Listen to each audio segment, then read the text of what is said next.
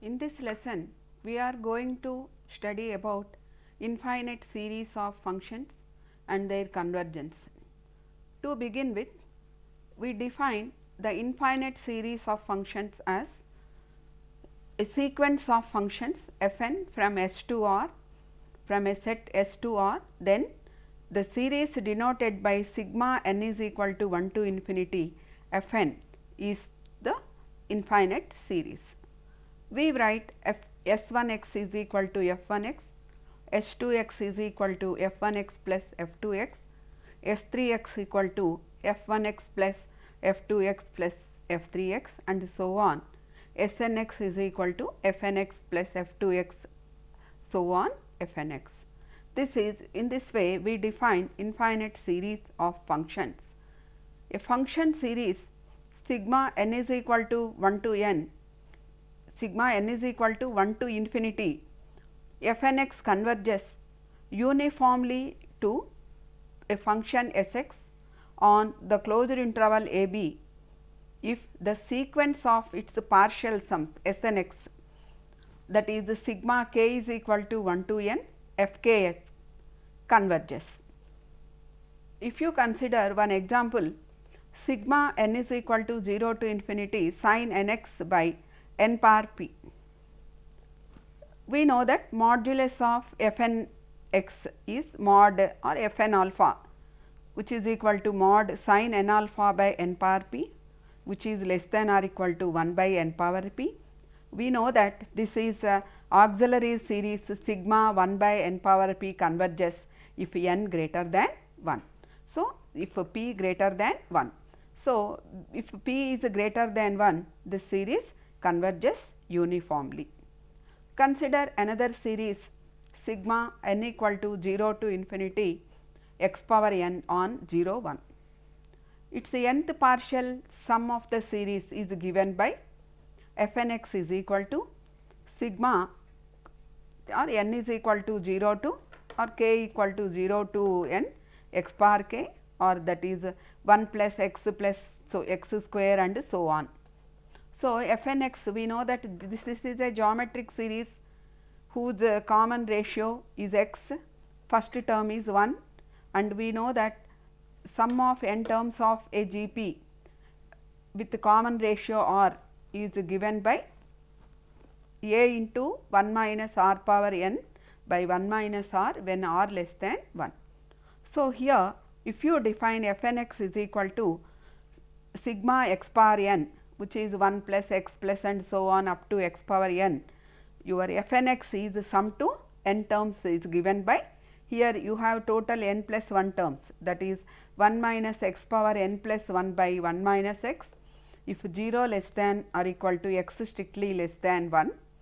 Suppose if x is 1, see 1 plus 1 plus 1 plus so on, that is f n x is n plus 1 if x equal to 1. So, we have limit n tends to infinity f n x is f of x, that is 1 by 1 minus x. We know that sum to infinite terms of g p is a by 1 minus r when r less than 1, and f n x is infinity if x equal to 1. So, these are the examples of infinite series. Now, see here we say that the infinite series converges uniformly only when its nth partial sum sequence converges uniformly. We know that a sequence is a Cauchy sequence, or a sequence of functions f n is a Cauchy if for given epsilon greater than 0 there exists a positive integer m and n such that mod f m x minus f n x is less than epsilon for all n greater than or equal to m and p. So, we derive this Cauchy's criterion. Suppose S is any aggregate of R, G n is a function from S to R, then the given series sigma n equal to 1 to infinity G n x is convergent uniformly or uniformly convergent on S if and only if for given epsilon greater than 0, for every x belongs to S there exists n naught belongs to n such that n greater than m greater than or equal to n naught we have mod sigma k equal to m plus 1 to infinity g k x is less than epsilon. This is called Cauchy's criterion for uniform convergence of a series. Generally, we know that a sequence is a Cauchy, we know the Cauchy sequence. A sequence Sn is a Cauchy if mod Snp minus Sn is less than epsilon for all p greater than n. Now, we will see what is the relation between uniformly convergent and its limit. Suppose S is any aggregate of R, Fn is a function from S to R which is continuous, then sigma n is equal to 1 to infinity Fnx converges uniformly on S, then your limit function, suppose if limit n is equal to or limit n tends to infinity Fnx converges to f of x, then f of x is also continuous on S.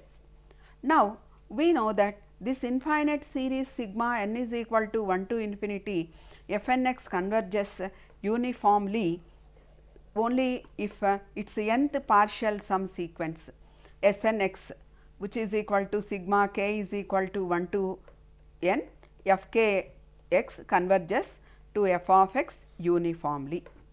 Okay. Now, we have Snx is sigma k is equal to 1 to n Fnx being a sum of finite number of continuous functions. We know that sum of continuous functions is continuous. Now, you have Snx converges to f of x on S uniformly. What do you mean by that? For given epsilon greater than 0, there exists n naught belongs to n such that modulus of Snx minus f of x is less than epsilon by 3 for every x belongs to S and n naught greater or n greater than or equal to n naught from the definition of uniform convergence. Now, since Snx is equal to sigma k is equal to 1 to n f k x is continuous on S, we have from the definition of continuity for given epsilon greater than 0, there exists a delta greater than 0 such that mod x minus x naught less than delta implies modulus of Snx minus Snx x naught is less than epsilon by 3. Now, what is required to prove?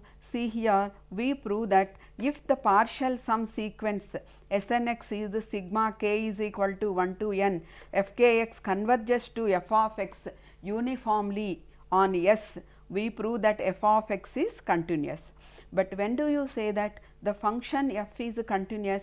If for given epsilon greater than 0, there exists a delta greater than 0 such that mod x minus x naught less than delta implies mod f of x minus f of x naught is less than epsilon. So, you consider mod f of x minus f of x naught. You add and subtract one Snx and Sn x naught. Now, you divide as usual modulus of x plus y is less than mod x plus mod y. So, we have mod f of x minus f of x naught is nothing but mod f of x minus Snx plus Sn x minus Sn x naught plus Sn x naught minus f of x. This is less than or equal to mod f of x minus Sn x plus mod Sn x minus Sn x naught plus mod Sn x naught minus f of x. What does it mean? Each term is, this is less than epsilon by 3, second term is less than epsilon by 3, third term is also less than epsilon by 3.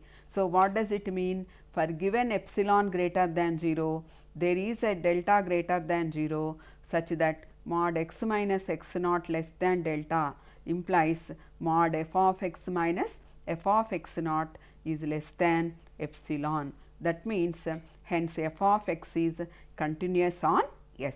What does it follows?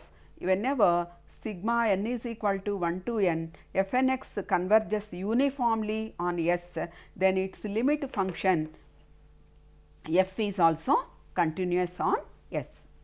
Now, let us see one example. Consider for 0 less than or equal to x less than or equal to 1 infinite series x square plus x square by 1 plus x square plus x square by 1 plus x square whole square and so on. So, here we are given the series sigma n equal to 1 to infinity f n x. What is your f n x? F n x is x square by 1 plus x square power n minus 1. So, this is also, if you observe carefully, here first term is x square, second term is x square by 1 plus x square. That means, this is a geometric series with the first term is x square and its common ratio is 1 by 1 plus x square. We know that 1 by 1 plus x square is less than 1. So, your nth partial sum sequence consider up to n terms, that is S n x is equal to x square plus x square by 1 plus x square plus x square by 1 plus x square whole square and so on x square by 1 plus x square whole power n minus 1. So, for x not equal to 0, we know the sum to n terms of G P is a into 1 minus r power n by 1 minus 1 by r. Here the common ratio is 1 by 1 plus x square. So, you will have this as 1 plus x square into 1 minus 1 by 1 plus x square whole power n. Now, tell me what is limit n tends to infinity? Limit n tends to infinity, S n x is nothing but you have 1 plus x square. So, you have S n 0. What is S n 0? S n 0 is 0 only. Sigma n equal to 1 to infinity k equal to 1 to n f k 0, which is 0, because every term is x square. So, if you put x equal to 0, that will become 0. So, what is your limit function? Your f of x is 1 plus x square for x not equal to 0, equal to 0 for x equal to 0. That means, you have limit n tends to infinity S n x is equal to f of x for 0 less than or equal to x less than or equal to 1 point wise.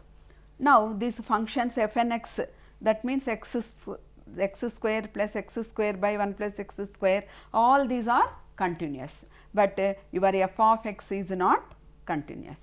So, in the previous lesson we have seen that only uniform convergence protects the continuity, that means or it preserves the continuity. Therefore, f n x is continuous point wise, converges point wise, but not uniform. So, that is the reason, even though f n x are continuous, each f n x are continuous functions on 0 1, your f of x is not continuous. That means, your series sigma n equal to 1 to infinity f n x defined by x square plus x square by 1 plus x square plus x square by 1 plus x square whole square and so on is not convergent. Okay? It is not uniformly convergent on f of x. So, this is one example of uniform convergence. And the next one, let us see Weierstrass M test.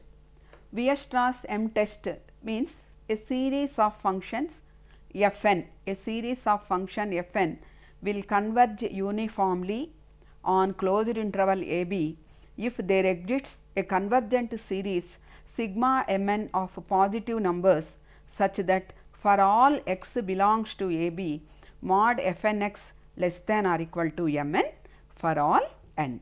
So, see, suppose if you want to check for the convergence of infinite series, every time we won't get a geometric series with the first term and common ratio.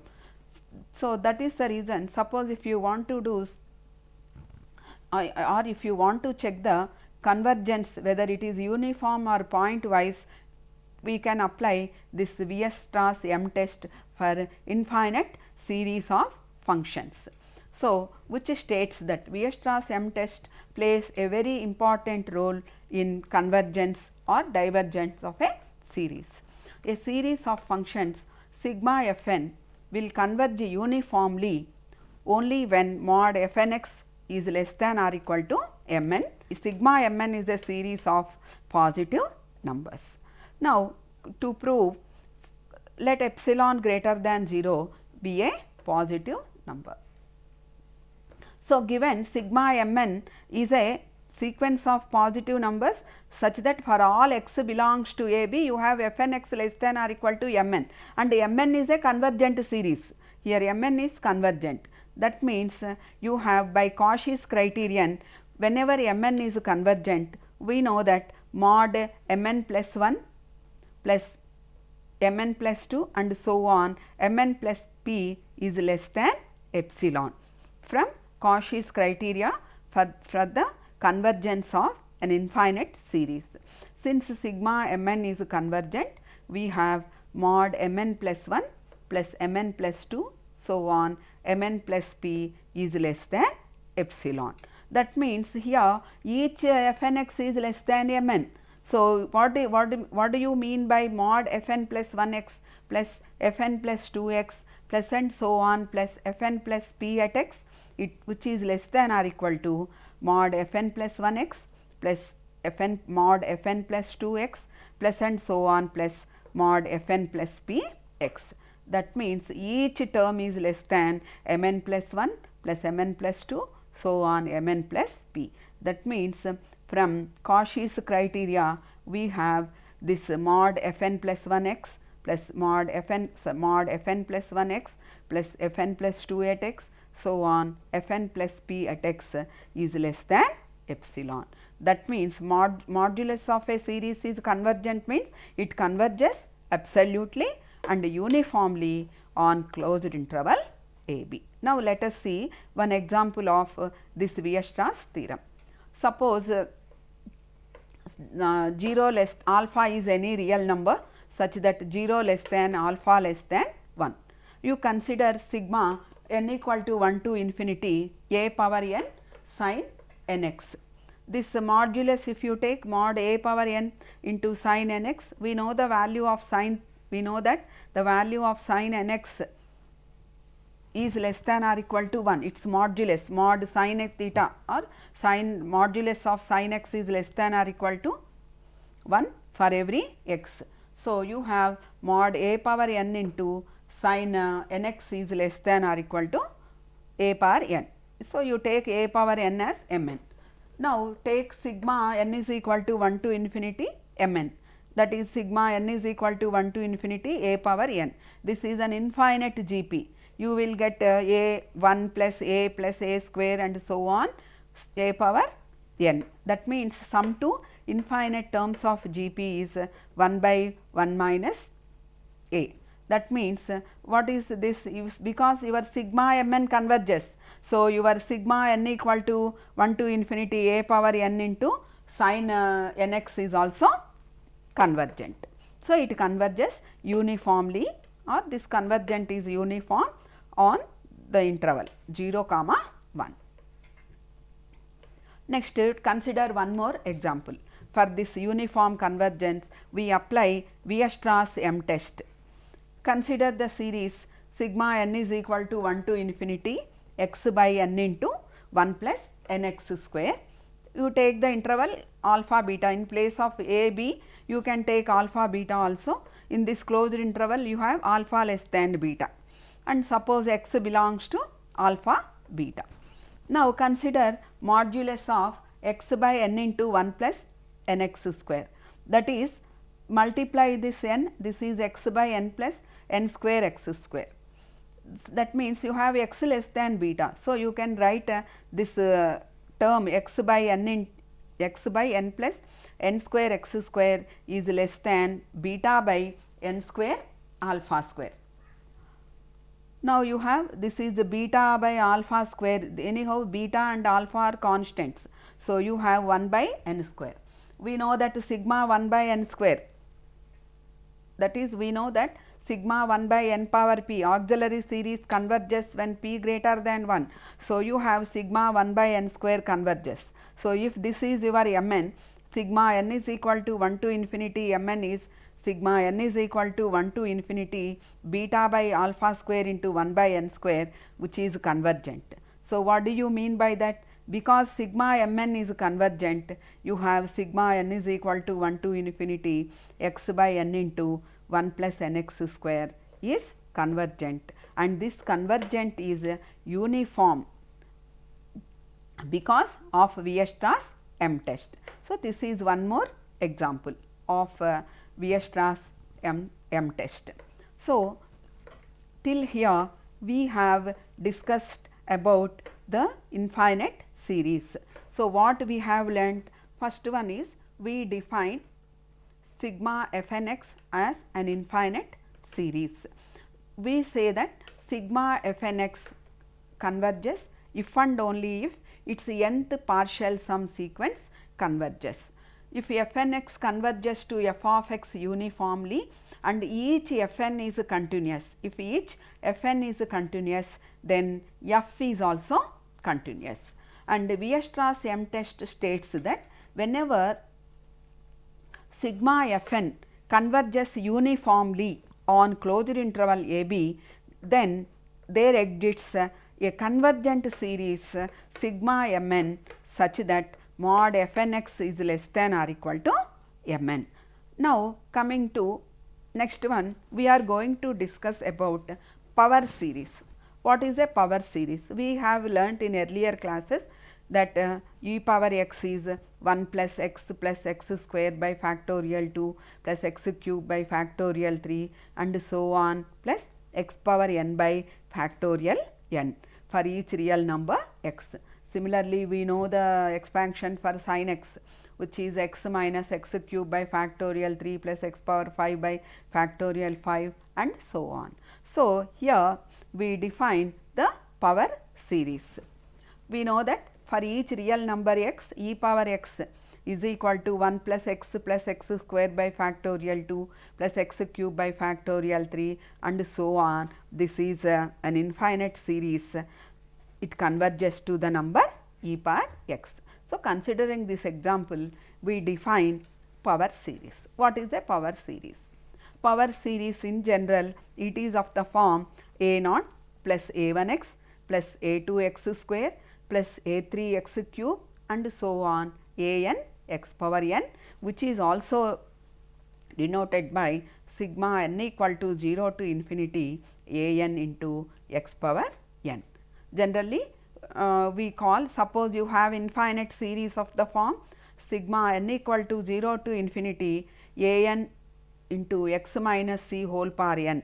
How you write? A naught plus a 1 into x minus c plus a 2 into x minus c whole square plus and so on plus a n into x minus c whole power n and so on. This is called a power series whose center is at c, where here c is a constant. Here this some, let us see some power series whose center is at 0. That is one is sigma n equal to 0 to infinity x power n by factorial n. How you write? 1 plus x square by 2 plus x cube by 3 and so on. And the next one, the following power series is centered at minus 1. How you write? This is sigma n equal to 0 to infinity minus 1 whole power n into x plus 1 whole power n. That is 1 minus x plus 1 plus x plus 1 whole square minus x plus 1 whole cube plus and so on. This is one more example of power series. Suppose what is the general power series whose center is at 1? You can write it as sigma n is equal to 1 to n x minus 1 whole power n by n. How you write? It is x minus 1 plus x minus 1 whole square by 2 plus x minus 1 whole cube by 3 plus and so on. These are the some examples of power series. Now, let us see the convergence and absolute convergence of a power series. We know that a series, when do you say that a series is convergent? If its nth partial sum sequence converges, and we say that a series is convergent absolutely if its modulus is also continuous. Suppose you have un, sigma un is an infinite series if which is convergent. If sigma mod un is also convergent, we say that that infinite series is convergent or infinite series converges absolutely. Suppose sometimes what will happen, sigma un converges, but its modulus need not be convergent. In such case, we call it as a conditionally convergent series. Likewise, here also, and also we know that this alternating sequence, what is an alternating sequence? Which contains sigma minus 1 whole power n in n minus 1 into un, that is you have un u1 minus u2 plus u3 minus u4 and so on, that is an alternating sequence. We know Leibniz theorem. What is the Leibniz theorem? States if a sequence if un is an infinite alternating sequence, then un is a decreasing sequence and limit n tends to infinity un is 0. Leibniz theorem says that minus 1 whole power n minus 1 into un converges. Wherever it is required, we will make use of Leibniz theorem also. Now, let us see the convergence and absolute convergence of a power series. So, if a power series sigma an into x power n converges for x equal to x1, where x1 not equal to 0, then the series converges absolutely for every x such that mod x less than mod x1.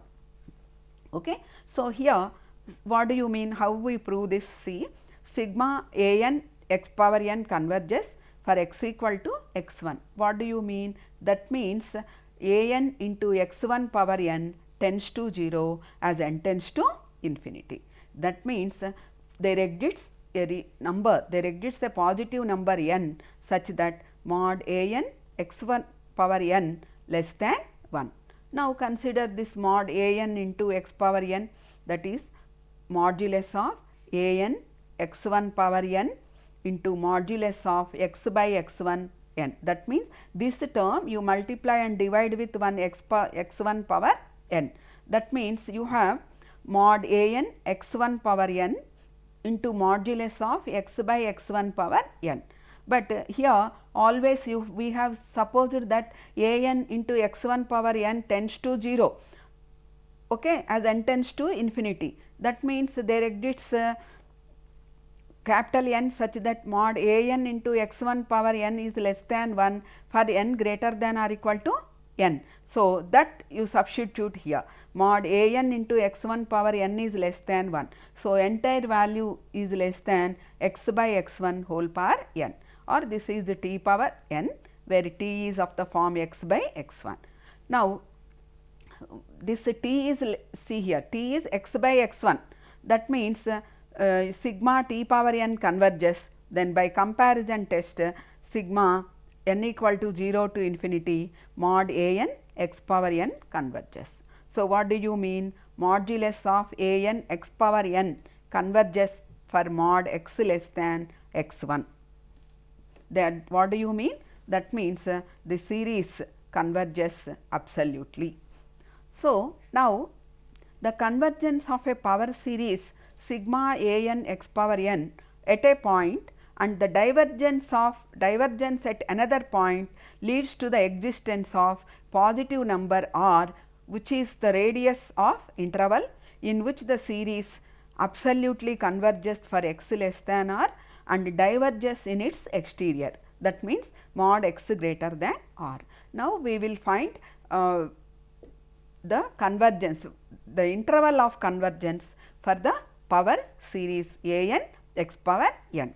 See here, if the power series sigma an x power n converges for a value x1 not equal to 0 and diverges for a value x2, then there exists a positive real number r such that the series is absolutely convergent for mod x less than r and diverges for mod x greater than r. Now, we define the radius of convergence. After defining the absolute convergence of a power series, now we will see exactly where, exactly in which interval the power series is convergent. Now, let sigma an x power n be a power series and beta is limit sup a n power 1 by n and r is 1 by beta.